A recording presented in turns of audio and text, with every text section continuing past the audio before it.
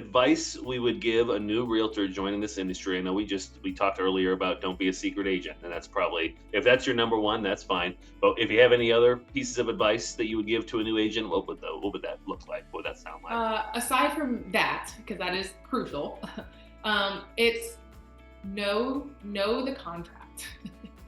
It's not. It's the Learn easy to read.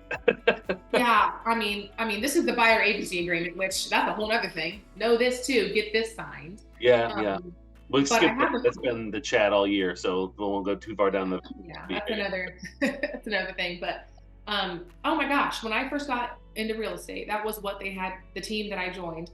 And they set me up for success in the team that I joined out in DC, honestly, because they were all about the forms and knowing the contract. And this is a business that you're running, and this is you're helping people make huge decisions, like the biggest financial decision they'll ever make. Hmm. And things can get a little squirrely during these things. And if Yeah. you don't know the contract line by line, then that may sound like, oh my gosh, homework, school, I'm not in school anymore. No, you need to know this 8-page contract. In DC, they were about 40 pages.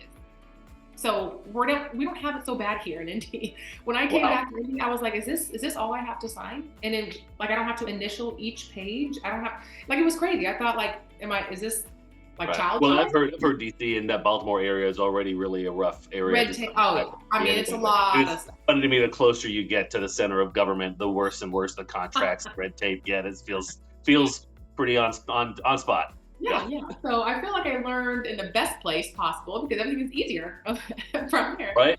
But Right? It's like when you learn how to so drive a stick shift. You gotta start with the worst possible heat up transmission, awful clutch, and then you'll be able to drive everything you want after it's that. true. It's true. And I didn't know that going into DC because that's all I knew. But no, like they had me learn the contract and then record myself going through the contract just so I could hear myself explaining it. And then I had to give it to my team leader, like he was a client, and explain it.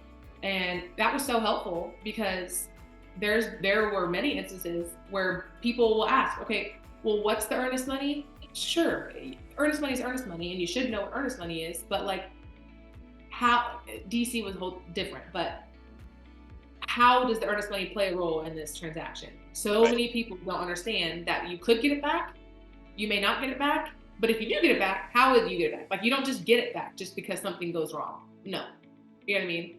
Right. And all this stuff, and then especially with like VA loans and stuff like that, like you have to read the fine print because you can get your clients in and out of a lot of trouble by Yeah. knowing the contract.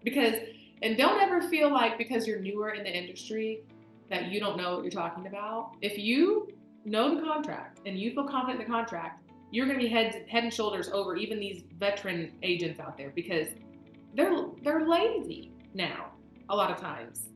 Shots fired. No, I don't mean it in a bad way, but No, no. they know it. They know what I mean. And even We, myself, we can yes. get guilty of that. We talk about that a lot too on this show. Is 20%, used to be 20% of the realtors doing 80% of the work. Now it feels more like 10% are doing 90, and that's true across every spectrum of how long you've been in it. There are lazy agents that have been doing it for 1 year, and lazy agents that have been doing it for 20 years.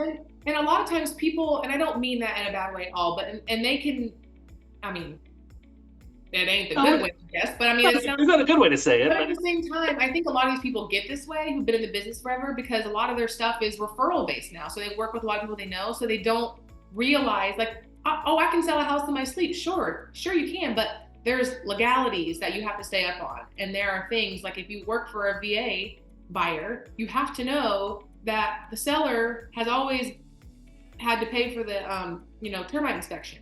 yeah.